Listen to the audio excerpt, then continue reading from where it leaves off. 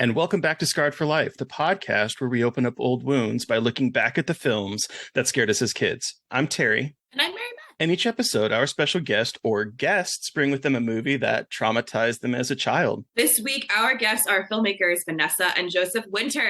Their debut feature film, Deadstream, just hit Shudder, and they also created the segment To Hell and Back in VHS 99, which is coming out this week on Shudder when this episode drops. Welcome to the show, guys! Dude, thank you. Thanks for having us. It's a privilege to be here. Thanks for coming. We're really excited to talk with you. But how wild is that, though?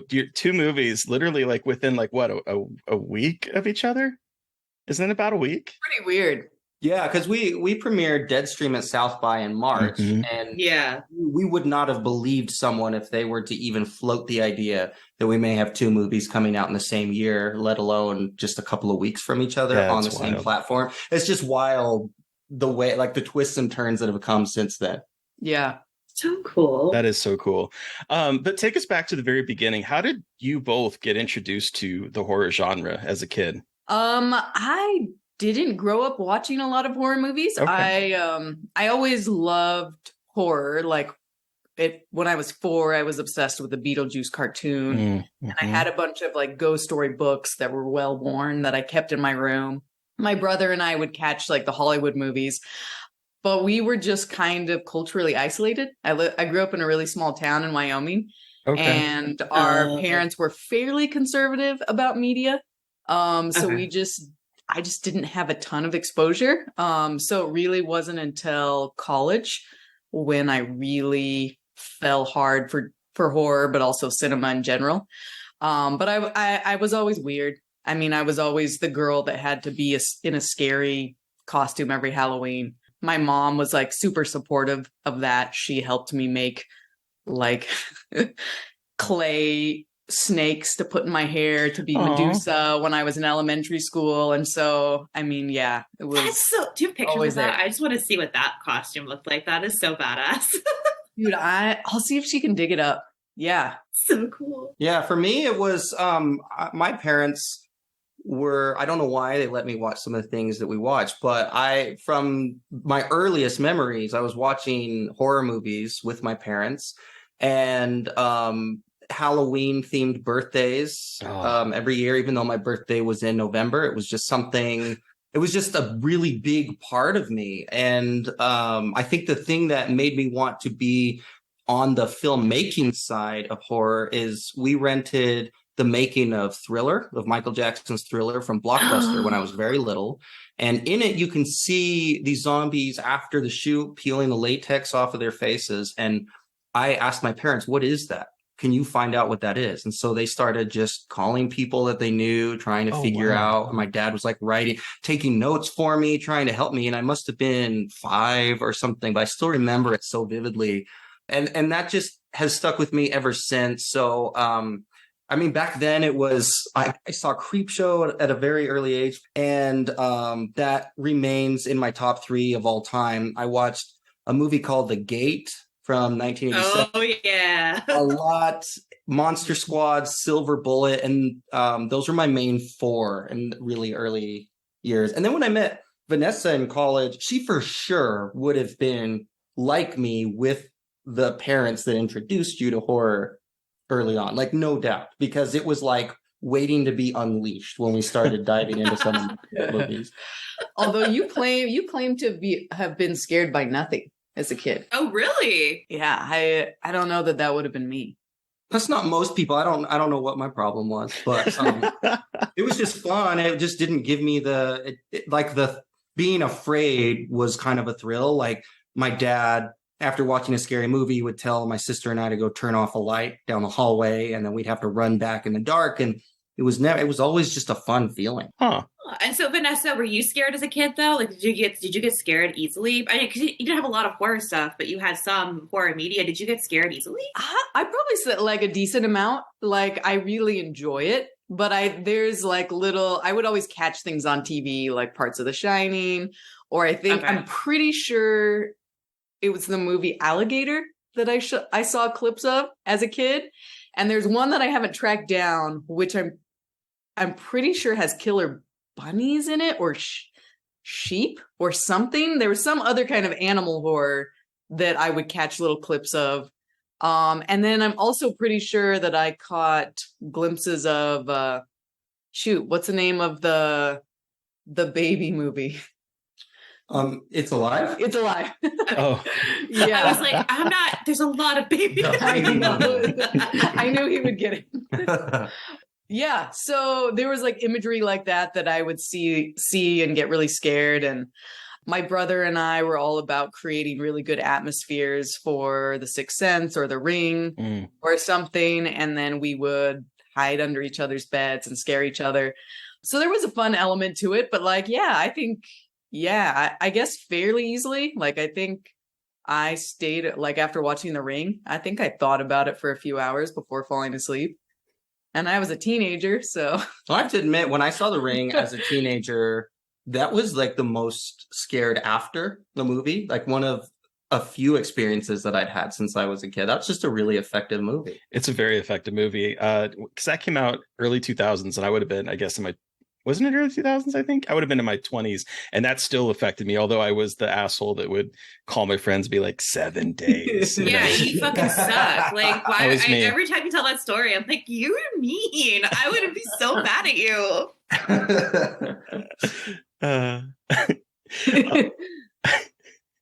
Okay, so it sounds like Joseph, you were not scared as a kid. Is that transitioned into adulthood? Do horror movies not scare you at all? Okay, so to clarify, scared, yes, but it was fun. But it was fun, like okay. spooky scared, with very few exceptions. Yes, that's how I feel now. So when I watch a movie like It Follows, I haven't seen Smile yet, but I've heard that it has the same kind of ability that It Follows had. But when I saw it in the theater, it did something like for the first time in a long time I had felt, I guess, like kind of dreading the next image if I thought that something was coming.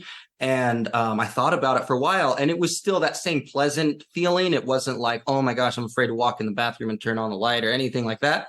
But it was, it's the same thing. I feel like it's probably even less now, just because I've seen so much stuff that it takes even more to make me feel a little bit spooky scared.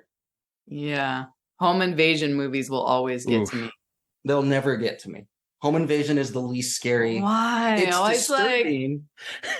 It's disturbing, but it doesn't scare, because I feel like I'm way more likely to see a ghost in a mirror than have someone enter my house and try to kill me. How? Interesting. More likely. This You've is never why. even seen a ghost. How many people, we've never talked about this before. I'm saying this out loud for the first time. How many people do you know who have had their home invaded in like some kind of scary way? I'm going to guess maybe one. How many people do you know in your life who have claimed to have seen a ghost and mean it? Way more than one. And I just feel like you get that feeling about to turn on a light in a bathroom after a scary movie or something, where I feel like not that something's out to get me, just that you might see something. Like that's the feeling that scares me, not the actual danger part. Baked into ghost horror to me is a feeling of danger long before you even know a motivation. I don't know if you've noticed this, but in a movie, as soon as there's an apparition or as soon as the music becomes a certain thing and you can tell that there's going to be a sighting, in The Conjuring, it does this long before you know that even most of the ghosts that they're seeing have no ill intention. It's really scary because they're ghosts. So that's what makes me... Dude, whatever you say, like, I do not want to see a strange man in my basement. And that's I don't either. Real. The Strangers is one of the scariest movies I've ever seen, in my opinion. Ugh. I'd say disturbing. Yeah. I'm not trying to fight with anybody. I'm just saying. It's really interesting because it's so interesting because I feel like a lot of the time when we talk to people, they talk about how home invasion is the scariest to them. And like, I feel very similarly. So it's really interesting because it's like always like, oh, well, home invasion can actually happen and ghosts aren't real. Or is usually kind of like the conclusion a lot of people say. I have seen a ghost or I have had experiences, so I'm less likely to feel that way. Or at least I think I have. I don't fucking know. But anyway, it's an interesting perspective. Well, and I was nodding along while you were talking, Joseph, because I don't believe in ghosts. I don't believe in that at all. However, ghost movies are the ones that typically will scare me the most. I'm thinking back to like Insidious or Terrified or even Hereditary, which isn't ghost but is supernatural. Like I don't believe in any of that kind of stuff, but that's the stuff that will fuck me up. So I get it. I'm right there with you. Well, since you guys are the experts, do you think and you've had time to analyze other people, do you feel like ghosts are scarier because you can't actually physically fight them? Like, is that part of it? I do wonder. I think a lot of times it's because they can do things that like you're not expecting. Like a lot of times, a lot of the stuff that scares people that we've talked to about ghosts is that it just happens unexpectedly, or there's nothing you can really do about it. Like other than picking up and moving, it's like you're pretty much kind of fucked.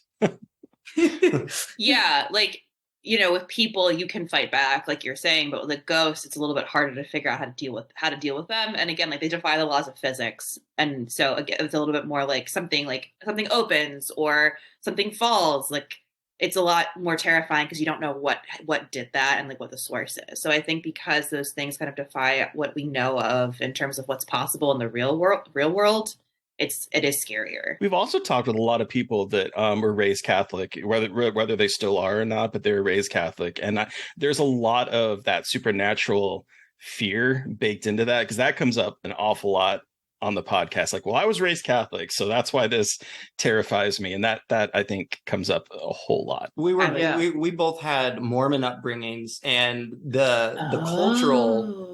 I mean, it's very your average Mormon person will say, "Oh, I like scary movies, except for the demonic stuff." And the reason why is because that's also part of it. You hear those stories like told in real life, like firsthand. Like I encountered this person that had this. It was clearly they had a demon. So there's that aspect, I guess, growing up, whether I was aware of it or not, but just growing up hearing that this is fact. Like this part of the horror, I guess the horror genre, this is the corner of it that's real.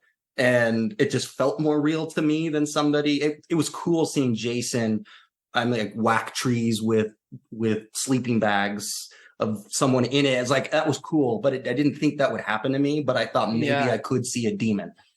There's a cool like subgenre of Mormon lore, you could say, which is Mormon youths, I guess you could say, typically go on missions, a 2-year mission when they turn 19, where things have changed now. But when I was growing up, you would leave and not have very much contact with home. So you were fairly isolated in whatever country you were around the world.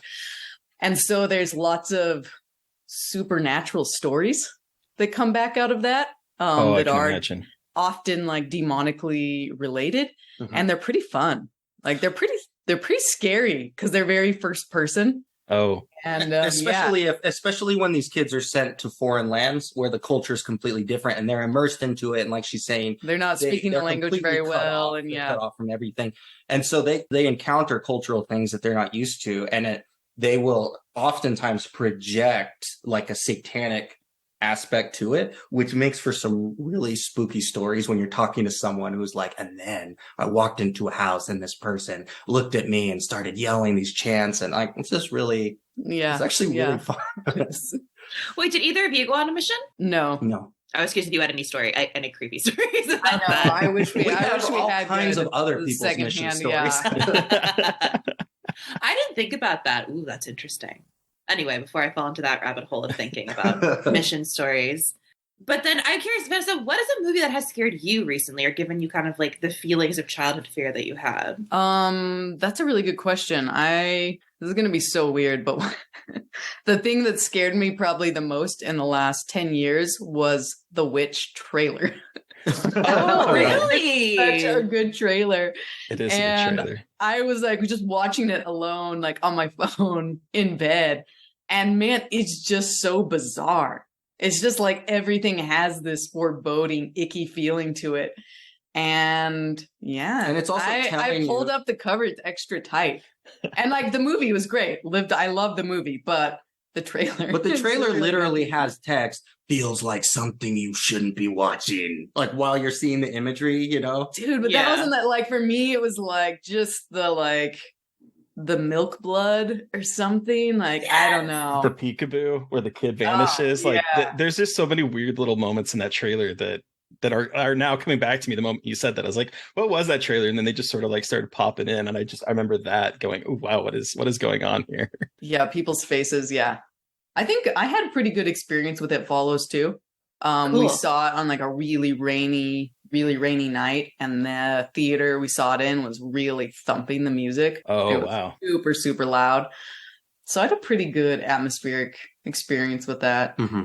The Conjuring, I had a really fun experience with. It was partly the people one of my best friends is a costume designer for film. She sat next to me and she took off her glasses because she was getting scared. So that Oh, it would be like a little bit blurry. And so, yeah, I It don't was know. a particularly good movie It got theater me. Yeah, experience for that. the bedroom scene is it's pretty good. That's where it's on incredible. top of the wardrobe, that moment, or The one I like the one before the lead up, the nightmare between the two sisters, and yes. yeah. Yes. Okay, yeah. Or like with something's behind the door, or she's saying like, Yeah. oh my gosh, there's It's something like there. standing over in the corner I've and they're like rewatched staring at it. that scene probably like 50 times. There's so much It's so dread in that good. film. I rewatched all those movies recently and was like, they're just so good. They're just going to scare me every time I watch them, even though I know what's going to happen. They're always going to be terrifying. Do you guys have a recent one? Like something you just barely saw? I'm making my Halloween list. Well, I'm going through a phase of YouTube horror stuff that I'm watching that is giving me and it's the first time in a long time something has given me nightmares that I've watched. So, but it's like analog YouTube like videos, not movies necessarily, but they've got like really cursed energy and cursed vibes. And that's been my Halloween like watching has been like weird YouTube series and things like that. Ooh, cool. Smile made me jump like a lot. Like it didn't really affect me after the movie was over, but while watching it, it was definitely a movie that like had me on edge. There's a couple really deceptively smart jump scares in it. I am a big jump scare fan when it's the art of the jump scare. Yeah. It totally is an Yeah. art. And I think that the really crappy ones have given it a bad name where Yep. now you can have a jump scare in your movie without people being like, it has jump scares, therefore it sucked. But I love a good jump scare. That movie definitely understands the art of misdirection and definitely goosing you at the right moment. It just Yeah. loved it. I actually screamed in the movie theater, and that doesn't happen very often for me. Yay, I'm excited to go see it. Another really good one. It's a couple years old, but it's found footage. It's called Gonjiam Haunted Asylum, Oh, and that yeah. has some of the best jump scares. Have you guys seen it? It's No, on it's on our It's list. on our list. It's so It has good. some of the Next best watch jump list. scares I've ever seen. Like it's incredible. So it's one of the scariest movies I've also seen in a long time. So definitely check it out. It's Cool. really good. Yeah. But speaking about found footage and jump scares and that kind of stuff, can you tell listeners a little bit about Deadstream? Deadstream is about a canceled PewDiePie type YouTuber live streamer that is now staging a comeback event to get his followers and his sponsors back. And for this live stream event, he's going to spend one night alone in a haunted house. His whole gimmick is that he faces his fears and live streams them. But this one is the scariest thing for him yet. So he stages this big event at an abandoned haunted house in the woods in Utah, and things go great for him. The end. It goes incredibly bad for him, violently bad. And hopefully people enjoy seeing this guy get beat to a pulp by ghosts. One of my favorite tweets I saw this weekend was like, I started watching this movie and it's been 1 minute and I already want to punch this guy 10 out of 10, already excited to keep watching. It's one of those things, man. If you're not into Sean, it could be a really tough thing to get through. But I think if you can latch on to the charm that we tried to attach to his persona, then I think you can have a really good time with it. So the thing that like immediately struck me and had me rolling when I first saw this back it was out South by, right? Isn't that where? Yeah, that's where I saw it. So many festivals. But the thing that like immediately hooked me in it is that this is a character that I have seen so many times on YouTube that you just nailed the feel of. Like I was thinking back, yes, PewDiePie, and I was thinking back to like all of the people that something bad happens and they have to go do that kind of apology video months later and, you know, try to redeem their persona. But like, this is I'm curious, how many YouTube celebrities and people did you have to watch to like nail the feel of this character so perfectly? A lot. Oh, yeah, too many. I want to say too many, but the funny thing is, like, the more you start watching, the more, at least for me personally, I started really appreciating the art that goes into being like a talking head, basically. And I started realizing that especially some of these guys are really brilliant comedians. And so as I was writing, I just kept getting more and more intimidated by the challenge of writing somebody that you could actually be watchable for 90 minutes. It was so I mean, we laugh like, oh, too many of them, like as though, you know, we look down on it. And the thing is, that's how we approached it, unfortunately. But as we started latching on to certain individuals, like, oh, this is a little bit of Sean, so I'm going to watch his stuff.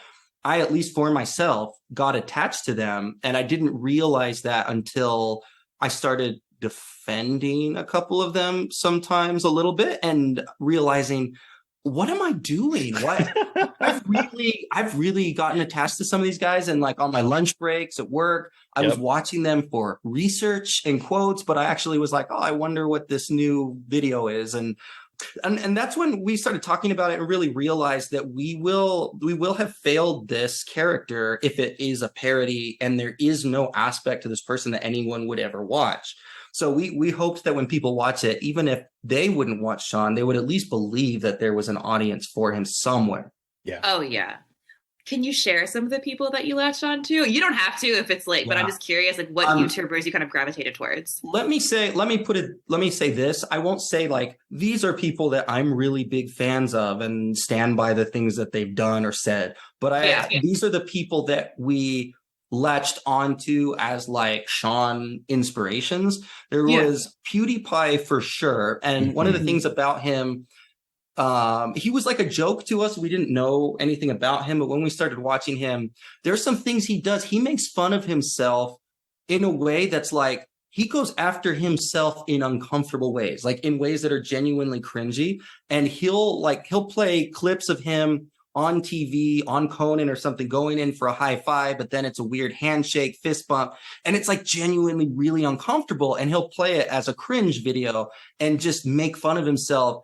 And you can't help but think this is so endearing in some way, how much he makes fun of himself and puts himself out there. That was one of the people that I started to feel like, oh, I get PewDiePie. I get why people are watching him and feel loyal to him and feel like he's going to go on there and tell them, like, be real with them about what he's experiencing. The other person is, he goes by iDubbbz, and he has a lot of controversy around him, but his sarcasm, his straight-faced sarcastic delivery, he does fake unboxing videos where he just opens junk that his fans send him, and his commentary on things was just so funny. We tried to pull his self-deprecating humor is pretty sharp. Yeah. Once you try to replicate it. Yeah, it's like hard to replicate. It's like that kind of thing where he'll just off the cuff make a reference about his age and it's just so funny. And then the other person is a guy named Houston Jones, which we have to credit your dad for. Yes, because your dad sent a link to you in the middle of the night. I got a text from my dad that was just like, watch this. Had nothing. He didn't know about Deadstream, that we were working on this thing. And I opened it, and it was a video of a guy shooting himself in the nuts with paintballs. Oh, Jesus. And I was watching him like, oh, this is it. This is Sean. Like, this guy talks so fast, really over the top energy, and does these crazy inflict harm on himself stunts.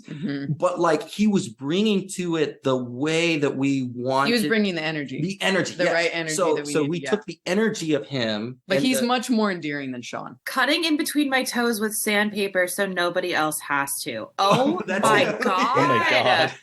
Oh my God. 4 days ago, blowing my leg off with a potato cannon so nobody else has to. Oh my God. Things have escalated since we've checked in with him.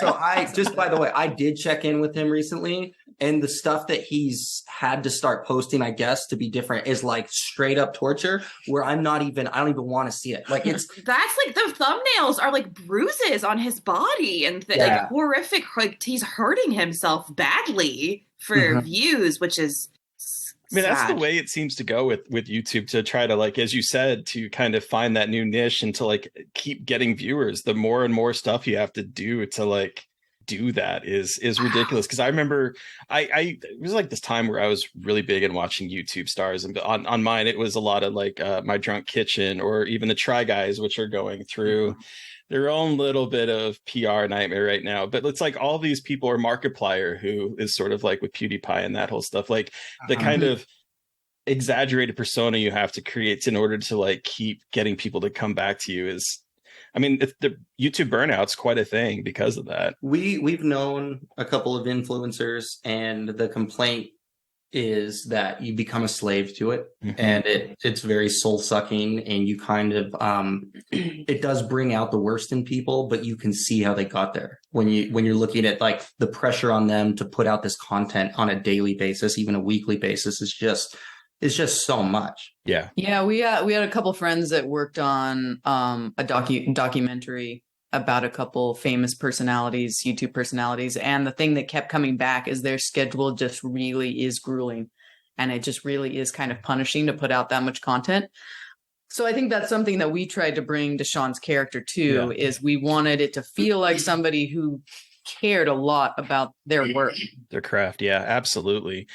Speaking of which, because I know in terms of like the film editing, you both edited this movie. How much of a pain in the ass was it? Because there's so many different camera angles, from like the camera that's on Sean to the one that's on his face to like the stuff around. How much of a nightmare and how much footage did you have to go through to get something that was cohesive? The number of cameras wasn't the biggest problem. In fact, I almost wish there would have been more cameras because it takes place in real time. So I think one of the biggest challenges was just to cut around that real-time aspect when we needed to lose some jokes or change the timing. I think, technically speaking, action cameras aren't on the same level as cinema cameras. So just dealing with their weird naming system and files and that kind of stuff in post-production was a big challenge, especially for our post-production supervisor, Jared Cook, who was also the DP and producer. Hats off to him for being a freaking genius. He's the real MVP. So I want to say this. So Jared Cook, shout out to him. We would call him, Jared, it's linking to the wrong clips. Like it was this way every time we opened the project. It would link to different. Every day the clips would start over in their naming system, or like every time you put in a new card. So in Premiere, it would point to the wrong clip, and it was just a nightmare in that way to work with. But I also want to give credit to Iskander. She was the assistant editor, and she had an impossible job of organizing this footage along the way, and she did a great job. And she was also there for us throughout, like way past when she was getting paid. Like she was no longer getting paid minimum wage to do the movie, and she was just like doing whatever she needed to do to help us with the edit. So yeah, editing, it was a real technical challenge, especially since, I mean, you were saying you wish there were more cameras. I do not share that opinion. Sometimes this was like 9 cameras. We rolled them all at once every time we did it, so that we could try to edit it that way. But it became a nightmare because the editing software could not play back this stuff in real time. Oh, wow. So there were challenges in that way. So basically this kind of unconventional movie, it was just not conducive to editing quickly. But it looks so effortlessly done. Like, oh, thank you. And that's like, because I've seen this movie like 3 times now, and this last time I was really clued into like just how technical you had to be, because it is real time. That's what I realized. Like I wasn't really thinking about it when I had my critics hat on. I was like thinking about all that other stuff, and this time I was just like enjoying the movie this last time, and I was like, wow, this really isn't real time, and that just must have been a complete bitch to like edit. That's just what was going through my mind the entire time. I appreciate that. I appreciate that compliment. Yeah, we do. That's all I'll say about it. I always feel weird after really complaining about something that I'm actually really grateful worked out. But like there are real complaints throughout. I mean, it was a very difficult production and post-production process. So thank you for saying that. But then also briefly, because VHS 99 is coming out just around the corner, what can you tell our listeners what your segment is about? Are you able to talk about it a little bit? I think we've gotten approved about two things, which is the first is the characters go to hell, literally. Okay. So it's pretty, it's pretty jump the shark, maybe for some people. We thought it was going to be the jump the shark segment for sure. It seems like it's being embraced. Some people are embracing it. Yeah.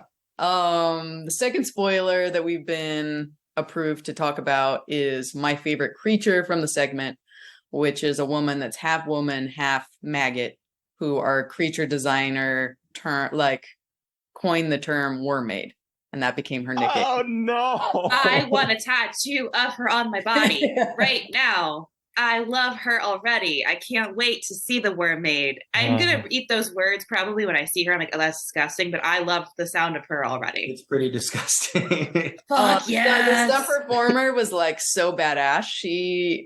This was my favorite part of the whole shoot, but she had to have her arms pinned down to her body in order to perform it. Oh my God. So she runs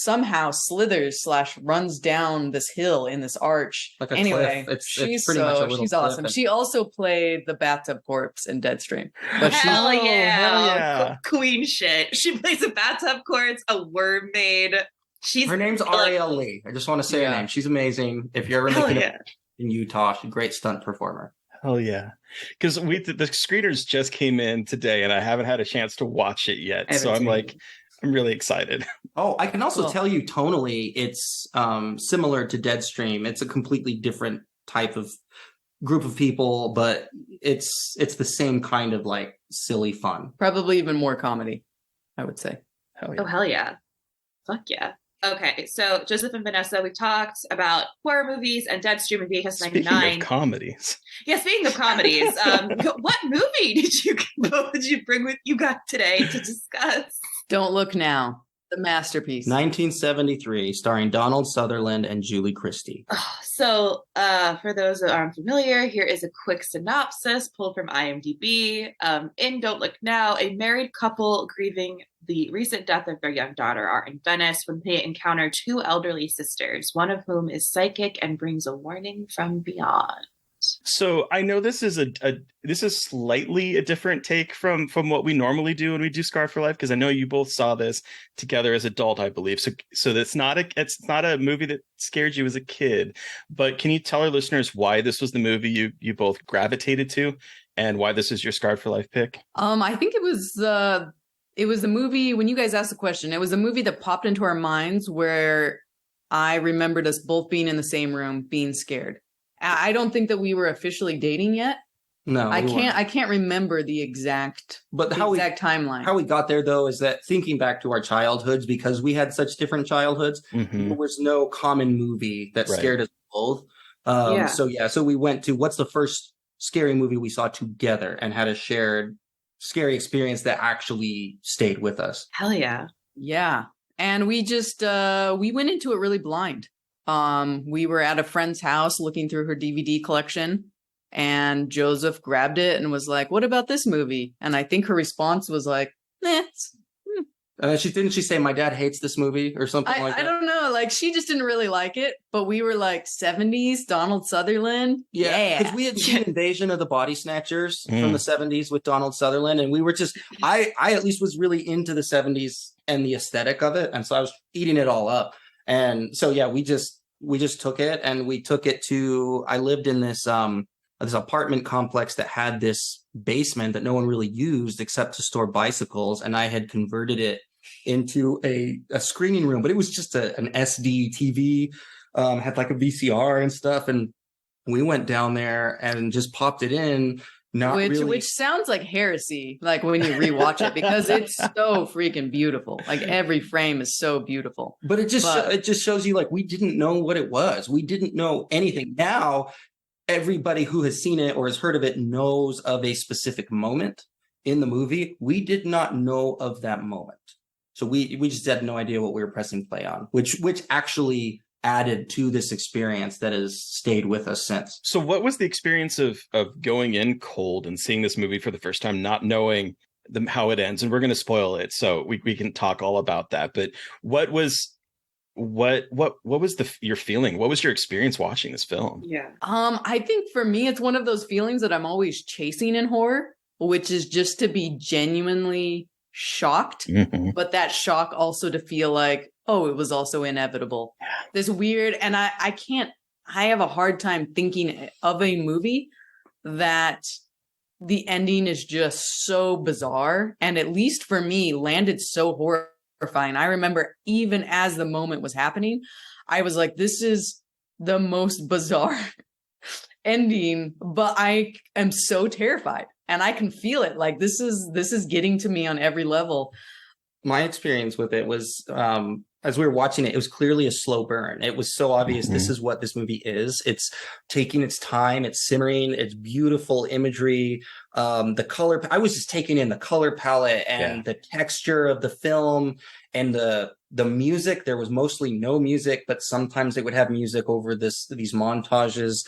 And I was just like, yeah, let's have this slow burn movie that kind of hints at some supernatural.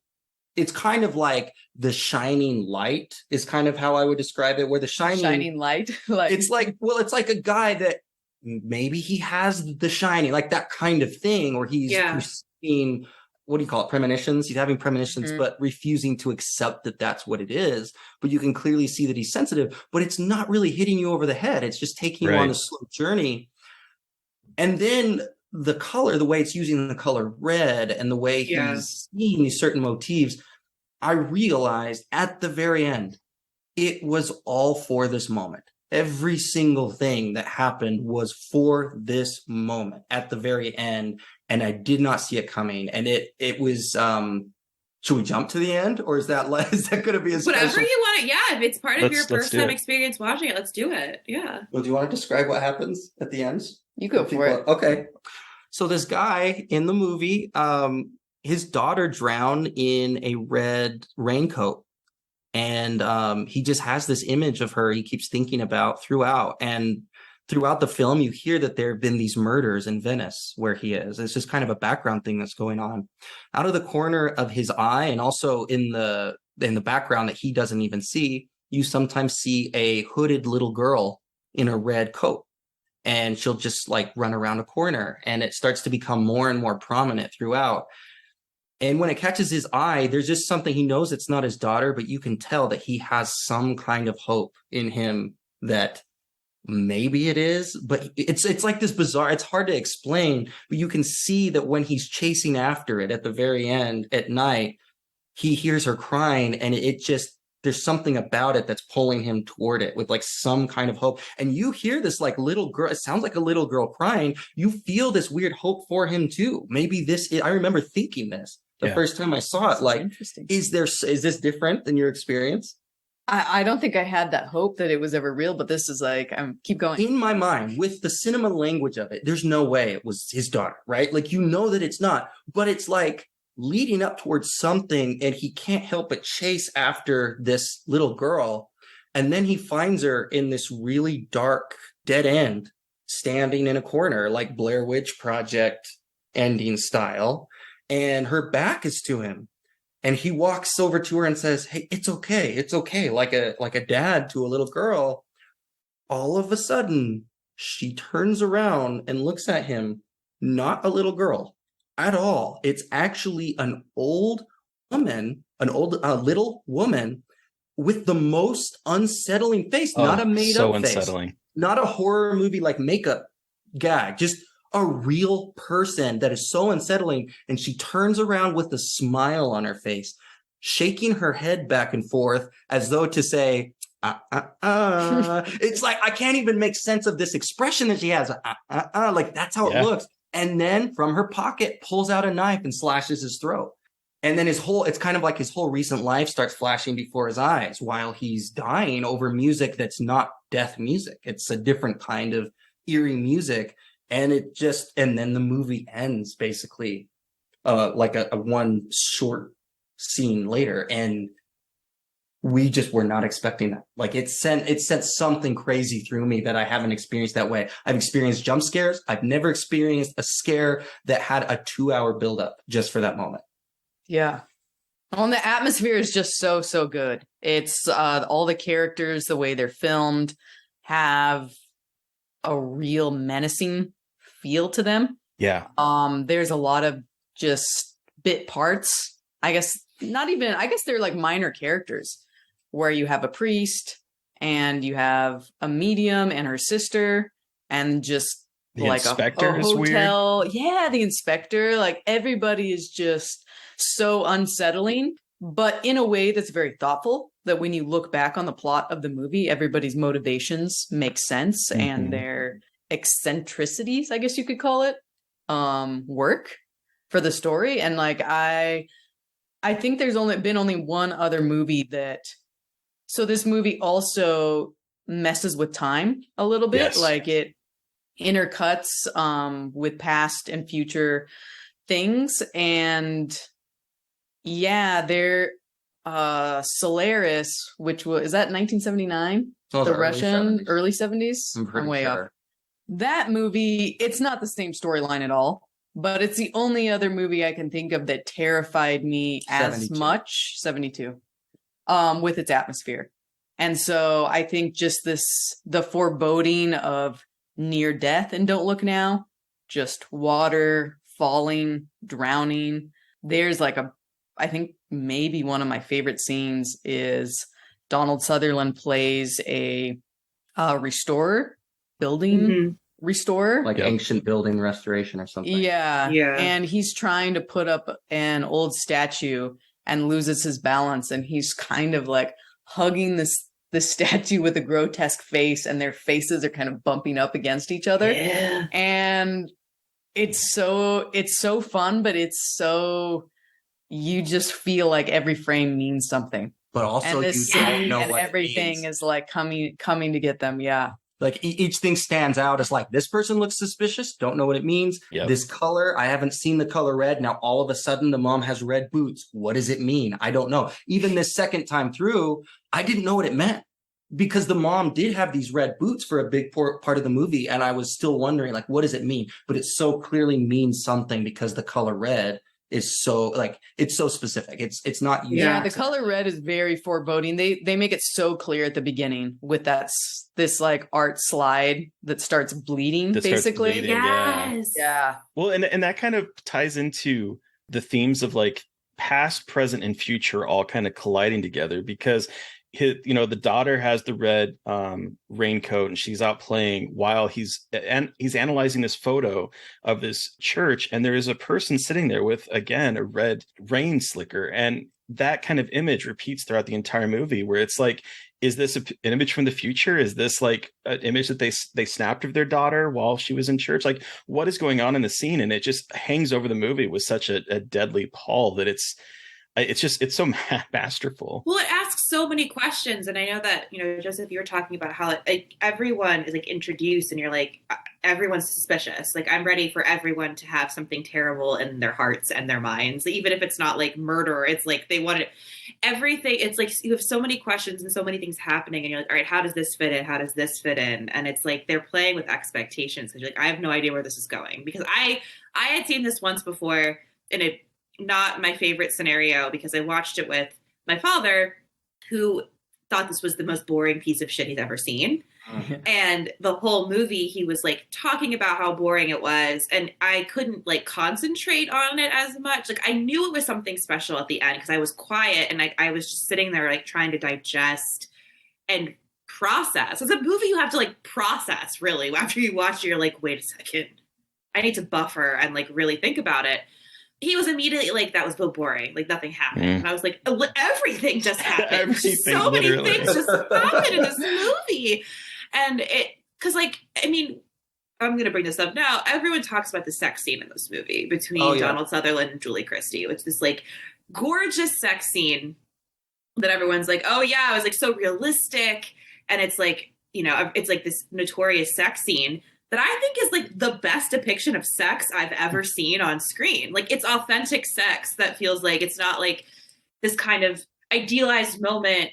It's not some like kind of, you know, idealize what sex should be like. It's a couple, but it's also intercut with them getting dressed after sex and just like being normal people after sex. And it's such an interesting way that the film presents sexuality between a couple and then intercuts what after sex looks like for the couple and pushing the time together in such an interesting way. And having this like very obviously explicit, but very interesting sex scene of them just rolling around together. And it's just fascinating. It's really, you know, people talk about the sex scene, but I'm like, but did they actually think about what the sex scene is like in the context of the movie? It's just really fascinating this time around thinking about that. Yeah, it's mostly like the duration of it that people want to talk about this because it's unusually long. And obviously that stands out when you're watching it. I admit the first time I watched it, the duration of it and like just how much it shows like was the thing that stood out to me the most. The second time through, what you're saying was standing out to me. Yeah. There's this weird, like Donald Sutherland is trying to figure out what to do with his arms at a certain point. Like he, and they start laughing just a split second in the montage. And it's like, it's trying to be real. And I realize in this moment, like this relationship, it's all working toward showing this life after loss. That looks like. And it just helped emotionally with what they were currently experiencing. And then what Donald Sutherland would experience later when he thinks his wife's starting to lose her mind and like the impact of that on him. I knew this movie was going to hit differently for me because we hadn't watched it since we've had kids together. I was actually talking to Terry and I wonder what this movie is like when you have children. Like watching this as a parent, like what that's like. So I'm glad you brought that up because I'm very curious, like what that was like. Yeah, just specifically with the sex scene, I think that there was like this, I'm pretty sure this was intentional, but it was kind of, they were trying to capture this moment of healing or it was supposed to be a big moment in their lives, not just a slice of life. This is like an everyday sex scene. Like this is something that's happened after they've had a hard time connecting. And I just felt so much sympathy for them. Like just this idea of as a couple trying to cope with something that's accidentally kind of been like pulling you apart. But obviously both people are experiencing a deep amount of pain. So anyway, I think it's brilliant. And I think that this whole movie, I appreciated the little touches of trying to make the couple feel like a real couple. Yeah.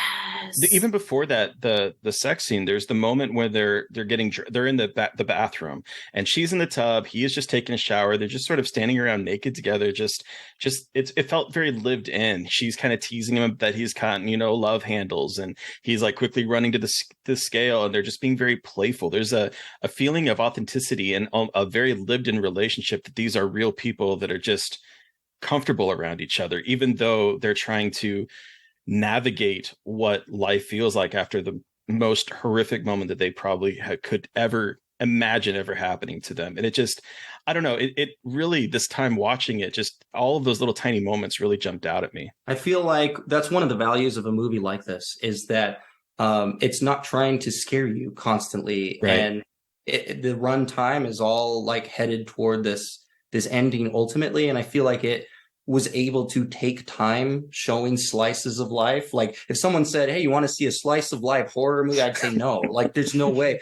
But this movie has that aspect to it where it's like, I'm just going to show a conversation with a hotel worker. Yeah. Seemingly has nothing to do with anything. It's like taking too long, but it's so interesting. And the way that they talk or awkwardly laugh, it's all interesting. And it's all building toward, like you're saying, the lived inness, Terry, that like is part of it. It's part of what the movie's trying to do, and it does so effectively. Yeah. It's my favorite use of nudity I've seen in a movie in a long time, too. Just like, again, nudity is normal. It doesn't have to be sexualized. It doesn't have to be funny. It's just like, sometimes couples are just naked with each other. Like, it's just like living and being people and this kind of interesting depiction of trying to go through what they think normal is, even though obviously their lives have been absolutely rocked, but they're still trying to go through these motions. Like, because we have the opening where the daughter dies and we cut from Julie Christie screaming to them in Venice. So there's like this very big jump of like from like this very horrendous moment to, okay, they're trying 6 months, I think, or something later, going through the motions, trying to kind of like get over it, but that's not the right word, but like kind of trying to pretend like everything is okay. And then we see them, like, the grief kind of insidiously leaking in interesting moments. And I think it's such an incredible portrayal of grief that I never appreciated until I just rewatched this movie like last week for the podcast. Yeah. It was weird watching this movie because one of my friends, like, that I've known for like 16 years just passed away unexpectedly, had a heart attack leaving a concert, and died 3 days before we were supposed to first record this. So I was kind of happy that we had to postpone recording for a week, because I didn't know if I was ready to talk about this movie, because it literally just happened.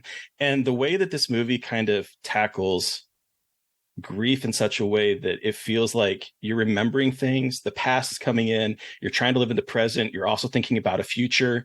The way that this movie is very circuitous in that kind of train of thought, like, it felt like a perfect encapsulation for the grief. And granted, I didn't lose a kid, but like the grief that I felt over losing someone that had been part of my life for almost 20 years.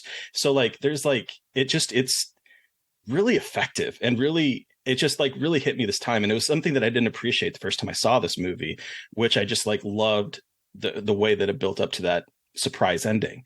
Whereas now I'm like watching this going, oh my God, no, this is, if I were to tell someone what does grief feel like, it'd be this movie, to be perfectly honest. Yeah, I usually feel like grief movies aren't for me, and they don't, in my mind, they're just sad, but it doesn't feel, there's nothing special, or it doesn't feel like it's making a contribution to my soul as I'm watching it in some kind of way, where this does. And one of the ways that it does this to me, where I feel like, oh, this is a real grief depiction, is like seeing right after the daughter's death, Donald Sutherland, Julie Christie, they have a shared experience with their grief. They're going through it in the same way, and they're fine in their marriage because of it. It's like they're sharing this thing in the same way. When she encounters the sidekick and gets told that the girl is there with them, and suddenly she's changed and she feels like she has joy, and she has this new perspective that her daughter's there. They're no longer sharing the same grief. Or it's a different experience for each of them.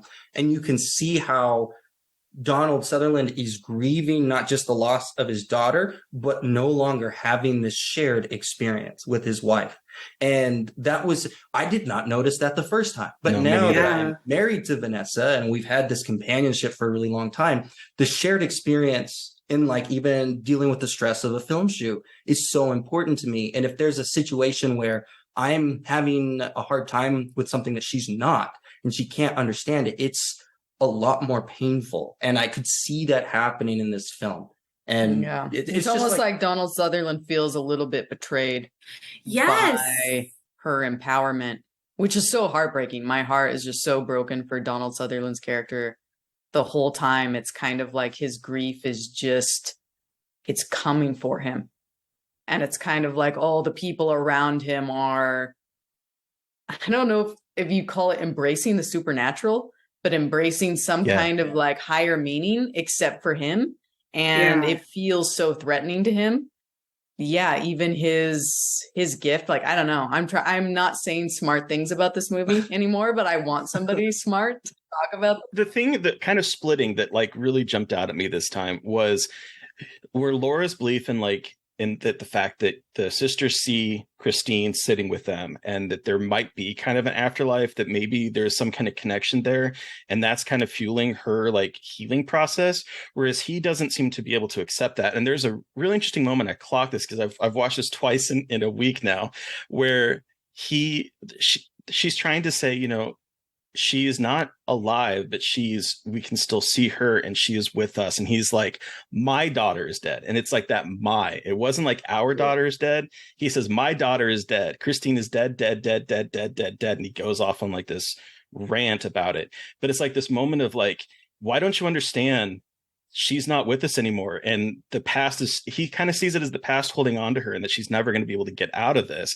which again, the movie so masterfully does, because it's so circuitous in its way of dealing with what happened, that this divergent path between the two was just so heartbreaking in that moment, that like, it just like really leapt out at me that they have this roadblock between them because they're both approaching it from different perspectives instead of being able to talk to each other. And it was so heartbreaking this time. Well, and also I think what stuck out, especially about the betrayal, like you said, Vanessa, was in so many horror movies, we get kind of like the woman's side of grief. We see her being very sad and her husband being like, suck it up, like, you know, like putting that's reductive. But this one shows a united front almost in grief. And like they're having a very similar experience together. And then we see it diverge. And I feel like in horror, you don't see that. You usually see everyone. Obviously, grief is a very individual experience, but in this one, we see them kind of grieving together. And then once you see them almost separating because she's finding this comfort and explanation. And he's like, he found his daughter. He was the one that pulled her out of the water. He had this like very physical interaction with her dead body, and is this kind of revelation. And he's like, okay, cool. So we're no longer on the same page about this. And now I'm alone in this. Like, yeah, grief is such an isolating experience. And now I'm even further isolated from the person I thought understood this more than anybody else. And that's so heartbreaking to see that kind of, you know, it's never said, but it's portrayed so well just through dialogue and through Donald Sutherland's performance of what it feels like to be, oh my God, like the person I loved the most who had gone through this horrible thing to me, we've been bonded by this. They no longer are on the same page as me. And now I am fully alone. And now we're in a foreign country. We are in Italy. We don't speak the same language. I can barely speak Italian. I don't really understand Italian. And now you're going off talking about ghosts with these two strange old women. And like, now I'm fully just isolated. And it's so sad. Like, it's really sad to see that character go through that. And it's portrayed so well and so masterfully, and it's just heartbreaking to see him experiencing that. It's like he's grieving all over again. Like now he's grieving for his wife. He feels like it's almost like he's grieving for the person he no longer knows. He all of a sudden no longer knows his wife almost, and it's just like, oh yeah. And then the movie just like piles on that with him actually feeling like she's missing. Yeah. So it's like, I don't know, you're just feeling for the poor guy, and it's almost like you almost feel like Donald Sutherland's carrying around like a sin, like by having the gift, he's doing something wrong, but you're like, what is he doing wrong? Like there's nothing that you can really put your finger on. And I think maybe that represents his guilt of like, he's carrying around something, even though it's not real. I don't know, but the mood, man, the mood. And literally, I wrote down my last note while watching this movie was, this movie makes me feel stupid. And like, as it ended, I didn't feel that way, but like, it just is doing so many cool things, and it's like almost overwhelming your senses of like, I feel like there's so many cool things going on here that I am not fully comprehending, and I am not intelligent enough to understand what's going on, but I love what I'm watching and I love the experience, but I don't know if I fully comprehend it. And it's just, fuck, it's such a good fucking movie. My professional assessment. And we're making it sound so intellectual, but also as a horror movie, it just delivers. But like, I think it's scary as hell. Even without all of the character development. But you have to watch it where you can give yourself to the movie. Yeah. Yes. And otherwise you're going to be like, this is boring piece of shit.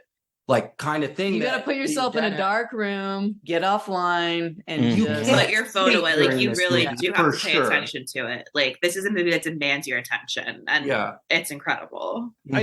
One of the things it also does really well is this idea of miscommunication, because the couples are miscommunicating with each other. They're both reading the signs completely wrong. Like there's danger in Venice. You got to get out. They're each seeing this as different moments. She sees it as, oh, Johnny, who's at boarding school, he got hurt. This must be that omen. John Senior falls out of like the scaffolding in a very masterfully shot sequence, and he thinks, oh, maybe that's the danger they're talking about. Everyone's misreading the signs. Meanwhile, as they're talking in Italian, there's no subtitles. Like the movie does not use subtitles whatsoever, which gives like this sort of disconnect between what we're seeing and what's actually happening. We have to pick things up through visual cues and kind of piece things together along with what's happening in the narrative, where they're trying to read the different signs and figure out what's going on and figure out who this person in red is moving through the streets. And there's murders happening, and there's omens, and there's psychic, and there's grief, and there's all this stuff, but we're misreading those signs just as much as we're not able to really, unless you speak Italian, really able to understand what is being communicated with everyone in Venice. It just gives this sort of isolation. It just incorporates that isolation so well in a simple thing of not having subtitles. Dude, one of my favorite moments in the film is right after Donald Sutherland almost falls to his death. He's walking with the priest to the river, and he starts talking about, like, I think this may be the thing that my wife was talking about, that like a prophecy or something. And he almost finds relief that it's real, like that there is a greater meaning, or maybe he can like maybe his wife's experience is something that he can like latch onto. But then it's almost immediately taken away as soon as he, like, the body is being dragged from the water, and you can just see in his face him going back to this like nihilistic type place of, I don't know, despair. And maybe I'm projecting that all onto his face because he's such a good actor, but I love that moment. But the guy can't catch a break. He can't have a moment of feeling any kind of relief throughout it, because there's that. There's also, he almost gets out and he's on the boat, and he's going back home, and he sees his wife on a boat going the other direction.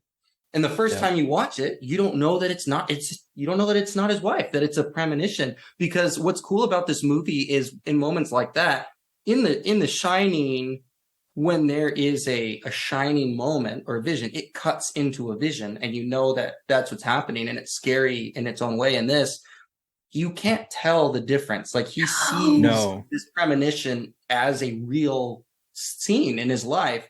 And then it turns out after he dies, he was just seeing a step ahead to right after he dies, and his wife coming in for his funeral, dressed in black. And it's just handled so well in an unusual way. It's not the only movie to do this, but it feels very special when you're watching it, like a special kind of cinematic horror experience. Yeah, I also love the like comment on reality, where it's kind of like he's been critical of his wife for her questionable perception of reality, but he's actually the character that's having the hardest time distinguishing between real life and reality. And I just love movies that delve into that, like, what is reality area. Well, it goes back to the miscommunication too, because she's on a funeral boat. Like, it is a funeral boat. They are dressed in funeral attire, but he is so shook by the fact that it's his wife who's supposed to be in England, who's back in Venice now, and that he's again misreading these cues that, like, yeah, okay, if my significant other was going down a river in a funeral, I'd have so many questions. But it's like all these like little things that he's missing because he is so caught up in not understanding what's actually happening, vice what is right in front of him. And it goes back to, in the very beginning of the movie, he begins the film by saying nothing is what it seems, because his wife is talking about their daughter, who asked about, if the world is round, why is ice on lakes, flat? And she's digging into and finding out, and finds out that there's their actual curvature. And he's like, nothing is what it seems.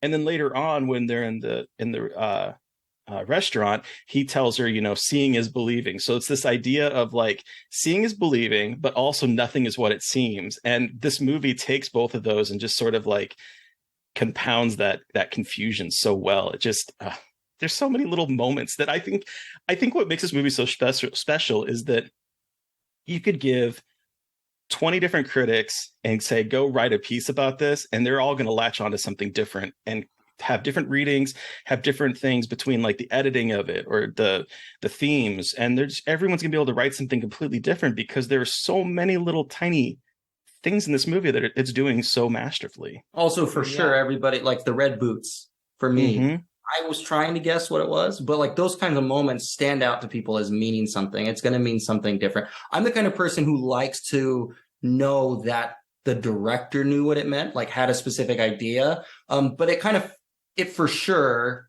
like in The Shining, all these things that don't make sense, I have this faith that the creator of it knows what it means, and that's important to me, but I have no idea what it means. Right. Like speaking of the red, there's also that ball that's in the beginning of the movie that their son is playing with, and then someone else in Venice has the exact same ball. There's like these little tiny mirror images and doppelganger moments that this movie kind of puts out there, like the woman in the rain slicker and the kid in the rain slicker, and the fact that there's a moment when the inspector says age makes women grow to look more like each other. Men decay and each become distinct, but women seem to converge. And there's this idea of all these realities sort of converging together in mirror images, doppelgangers, that kind of aspect. It's just, I don't know, it's fascinating to me. I never made that connection until this moment about that thing happening. Like wow, oh my, this is the first time I'm realizing it, because his daughter, as he's young, and then the woman is old at the end, but they're saying that they're the person. Wow. Yeah, there's so much. I thought it was just clever small talk because the guy just keeps pestering him about this theory he has, and Donald Sutherland won't say yes. He'll just just like awkward laughs about it. But that's cool. There's so many little moments like that. It just peppered through that. I think if you watch this movie 20 times, you might start to pick up different. It's wild to me. It's wild. Yeah. Also the danger of knowing the future. I love that this plays with that. I think that's something that's always scary to me. Like, if you can't look into the future, just don't look now. Just kidding. Waiting to say that. And on that note, bye. It's over. There is one other thing that really jumped out at me this time: the idea of causation. So, like, there's this throughout this entire movie, there are these little tiny events that are rolling into the snowball of the end reveal. So we have, in particular, there's the moment in the restaurant where they're in Venice, they're sitting there. He says it's getting cold, and he goes and closes the window. Him closing the window causes the door to open, which causes something to fly into the eye of one of the sisters, who goes over and ends up tripping over and getting involved with Laura, who goes to the restroom to help them out. If that didn't happen, if he hadn't closed that window, this story would have played out so differently. And there's all these little tiny moments that are just like, if this happened, then this happened, and this happened, and eventually he's getting his throat slit by a little old woman. It's like this weird kind of causation thing that just, there's so many levels. And it's just like this inevitability thing, which is one of the things that scared me the most about Hereditary, which I think there's some really interesting parallels between those two movies, but that's another podcast. But I think like it plays the inevitability, and like this we talked about nihilism, especially with Donald Sutherland's character, but I also feel like the whole film has this nihilism, and like even if you can look into the future, you don't actually know what you're seeing, because like we always, like, you know, we have this sister, we have like the mystical blind person, which is all we always have, is like being able to see things and kind of tell and warn you. But then you have Donald Sutherland, who has a similar gift, but is like, I don't know what the fuck I'm seeing. This kind of prevalent nihilism of like, no matter what you do, man, like you don't know what you're seeing. You don't know what's going on. Like, even if you can see the future, you don't know how to interpret it. So it's like one thing to be able to see it, but it's the other to understand it. And in that ability to not understand, you kind of just walk into the trap. So this prevalent nihilism here that I think is so fascinating as well. Yeah, it's almost like Donald Sutherland's punished for fighting against the inevitability. Yeah. It's like, it definitely has this feeling of like, what's going to happen is what's going to happen, and him giving pushback to that just keeps getting him in deeper and deeper. Yeah. I hate that. We have control. Right. I have control of my own life. It's fine. It's all fine. Well, the other moment that literally jumped out at me on this last rewatch that goes on with this, the idea of causation, is when they're having the seance, and it's Laura and the two sisters, and John is trying to kind of eavesdrop, and he goes into the hallway outside her door, and he's like accosted by the people in the hallway, and he's like, English, and he ends up leaving. Well, later on in the movie, they're like, we had to switch places because there was a prowler about. So he is literally the reason why they ended up switching hotels. And because they switched hotels and he went to go take her to the hotel is the reason that he sees the woman in red. Like, there's all of these little tiny things that it's like that's ripples. I didn't realize they were talking about him, but that's totally what they were talking about. Just so many and that literally this last time I was watching this, I was like, holy shit, he's the fucking Prowler. Well, now I gotta rewatch this movie again tonight and I'm gonna be like that fucking screen cap from Always Sunny with Charlie Day with the conspiracy board behind him. He's pointing at it. It's gonna be me just it goes all the way to the top. Oh my god. I feel like I want to talk about this movie for 6 hours, but do we want to wrap this up now and give it a rating out of 5 before we become sucked into our own hole of nihilism and inevitability? Yeah. That sounds good. Yeah, and running out of babysitter time. Yeah. That's the only motivation I have to stop talking about this. Yeah, you know what? Good point. Okay, Terry, so how many red raincoats out of 5 do you give Don't Look Now? There's no beating around the bush. This is a 5 raincoat movie. This movie is perfect. Yes. I love everything about it. I love the way the movie is structured. The editing of this movie is sublime. It's a perfect movie. The end. What about you, Mary Beth? Yeah, 5 out of 5. The more I think about it, the more it's just Jesus Nicholas Roeg, the director. Who would go on to direct Witches, which is another movie that terrified people on this podcast. So weird. Really? Yeah, I forgot about that. Yeah. So everything about this movie is just absolutely stunning and incredible and comes together into this wild conclusion that you immediately want to watch the movie over again. So 5 out of 5, perfect, chef's kiss. But Joseph and Vanessa, you have the final word. How many red raincoats out of 5 do you give Don't Look Now? Oh, 5 for sure. Yeah. Even before the rewatch, it's always been, since that first screening, a 5 raincoat film in our minds. And it really, to me, the appreciation went way up the second time through. I didn't think that it could because it was such a special experience for us. But it's so good. Like you're saying, layers. You can watch it many times and pick up on different things. Yeah, one of my favorite movies. I'm so glad you guys liked it. That would have been awkward if you guys were like, this movie's boring bullshit. Boring. That would have been so awkward, but good thing we all are obsessed with it. That's all. Yes. Well, thank you both so much for joining us to talk about this movie. Where can our listeners find you? And do you have anything the floor is yours? Do you have anything you want to talk about or plug? I'm on Twitter and Instagram at Joseph Winter VHS. And I'm Vanessa M. Winter. And I guess VHS 99 because it's coming out on the 20th. October 20th.